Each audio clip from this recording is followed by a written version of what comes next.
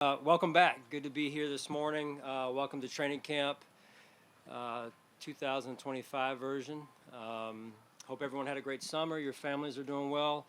It's good to be back. Good to be back here in Rochester and Pittsford in particular, where our fan base is as fanatical as anywhere. And certainly appreciate the staff here. They're making immense accommodations for us. It's one of the best places, I believe, the best place in the NFL for training camp. I really believe that. It's a great place to come to visit, to get the work in that we need to get in. The staff is very welcoming. Can't thank them enough, led by President Rooney. The Bills staff as well for helping us get moved here on time and ready to go this morning for practice. Look forward to seeing our fans out here. They travel from all over. And they make the environment that it is, and it's special. So we wouldn't have it any other way. Got a couple of quick heads ups for you in terms of injuries as we head into this morning's practice.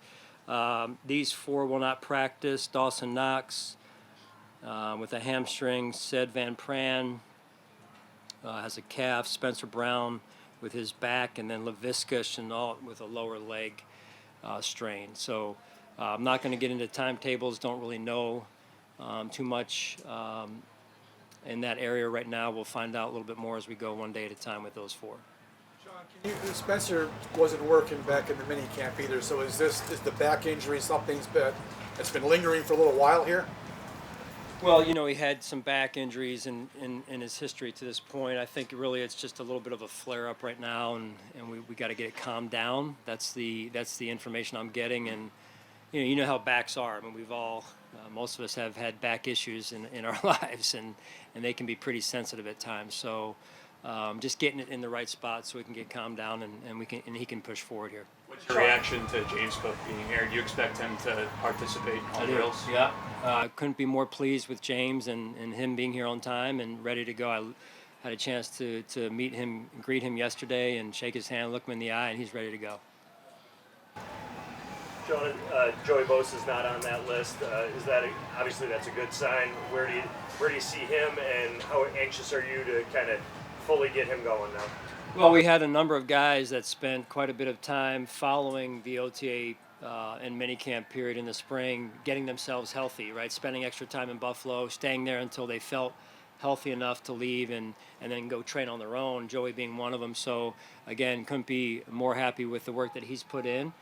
To come back healthy and ready to go, and we'll have a rep plan for him and a way to manage things to the best of our ability to try and keep him as healthy as possible, and we look forward to watching him out there this morning at practice. How do you handle we can see it here already with NFL films here and the Hard Knocks shirts and stuff like that. Now that it's here, how do you handle the extra scrutiny and the chance to expose some blessings and perhaps some warts, over these next 3 weeks? Like my bald head, you mean? I think people know that already, John. No, it's what happens when you've had success.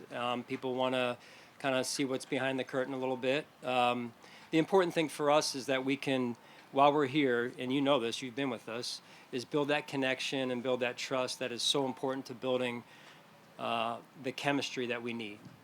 And we have about 2.5 weeks here, and then another 3.5 weeks, at home in that period of training camp. And it's critical that we build a strong foundation. We have nothing to hide.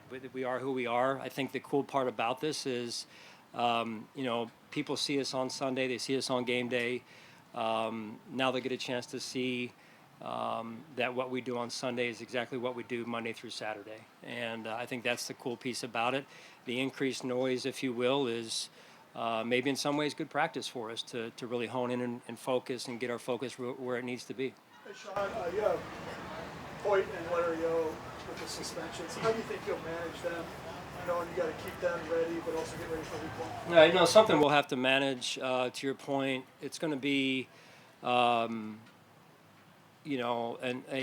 day-to-day type of deal, managing that, because there's probably going to be some bumps and bruises that come up along the way. In particular, that position, it's one of the interior line positions, and So we're just gonna have to stay on top of it. If healthy enough, we'll be able to execute the plan that we have at the right time. If we're not healthy enough at the position, we'll have to adjust. So, I mean, I think the key here is we're going to be challenged depth-wise early in the season because of that at this point alone. And we got to get our young guys ready to go, and we got to get them settled in as quickly as possible here. Sean, you've had messages to the team, like in some years, playoff caliber or whatever it is. Do you have an overreaching or overriding message to them? Like if you talked to them last night for what this camp is like, you've had all the success. It's been as close as you've been. Do you have that message? We do. I won't go into detail really on it, Mike. I think the biggest thing is that we're here to work, and we got to take it one day at a time. Our culture model is our culture model. The phrases, the messaging we use. I'm not a big believer in a ton of them because they become empty slogans. I'm not into that. I'm into consistency and things that we fully believe in and can execute on a consistent basis. Because if you do that,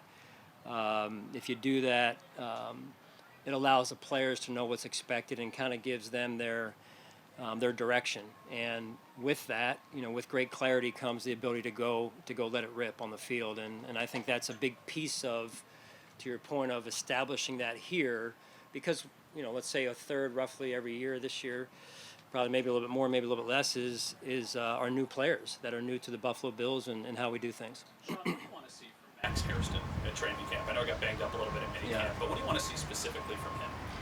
Well, starting this morning, all of us, all of our players, coaches included, that we come out, we're not going to dip our toe in, we're ready to go and compete at a high level. And so, with the injury that he suffered, he lost some time on the field, some reps, valuable reps, and he was another one that stayed around Buffalo for the majority of the time and got himself ready to go for this morning. So we'll be smart with him as he gets started here because of the hamstring. But the biggest thing is that he gets going and gets settled into the defensive system and plays fast. I mean, there's going to be some mistakes. These are young players, and that's an important piece of it. You can't be going out there afraid to make a mistake. You got to go for it, and we'll make the corrections, in the meeting after. Another guy not on the PUP list is Cole Bishop. He did miss some time in the spring. What have you seen from him, health-wise and football-wise? Same. I guess I'm going to press play again on this. It's he stayed in Buffalo for the majority of the time, got himself healthy, and looks ready to go. I mean, he knows the challenge that's in front of him. He's expected to step in and do a great job for us. And Cole's a great young man, very conscientious, works extremely hard. I think now it's about getting on the field and getting reps and learning through those reps. You mentioned that your depth in the D-line will be challenged early in the season. How does that impact how you handle those rookies in terms of their reps and the situations you put them in throughout camp? Well, it's important. I mentioned to him last night, it's, we're here to work. We're here to keep the main thing. That was said to the whole team, in particular the rookies. Listen, there's nerves. These are pro football players. But I can tell you there's nerves. There's some anxiousness in that meeting this morning. And then when they take that field, the biggest thing they got to know is they have what it takes. If you don't believe that, it's never going to work. And so that belief in oneself, that knowing that you have what it takes is the start, and you got to be consistent with it. And so we as coaches have to help in that regard. And yes, bringing them on, onboarding them the right way.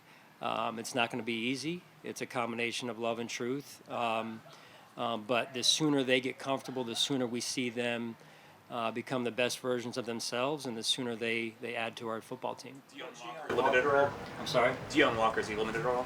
You asked about Dion is not limited. He is off the rep management that he was on in the spring. He feels great. The back is the back. From what I'm told, it's when you hit in particular, it's going to take some impact there. So we'll see how he and we can manage that as we move forward through those days. Sean, you obviously had a very successful offense last year. You added a couple of veteran receivers and Palmer and Moore. Can you talk about the skill sets and the things, the dimensions you think they might add to your offense this year? Well, you mentioned Palmer and Elijah. I mean, those are two good players, quality players that have been around the league a little bit, and it's funny. Sometimes guys catch fire when they come here, and I'm looking forward to watching those two play real football now, not what was happening in the spring. They're two quality young men, and I think they're going to be really good players for us, really good for our culture. They each bring a little bit of a different personality to the team, to the table, in the mix, and that's good for us as well. Take two more, please. Hey, Sean, a little off topic. Mark Levy turns 100 here in the next couple weeks. He said that you don't need his advice on how to I'll work. take any advice he wants to give. How much have you appreciated his counsel through the years? It's been huge. I mean, he's a legend in the NFL overall, number one, but in particular in Buffalo. And he has sat in the chair that I currently sit in, and I respect that a great deal. And it's real easy for a coach that has done and accomplished what he has to not want somebody else to challenge that, right? And to not help them. But he's been more than helpful, more than welcoming to me and my family. It's been great to get around him and his family. And, it's one of the great, to me, honors of coaching for the Buffalo Bills is to follow a coach like Mark Levy. Very good.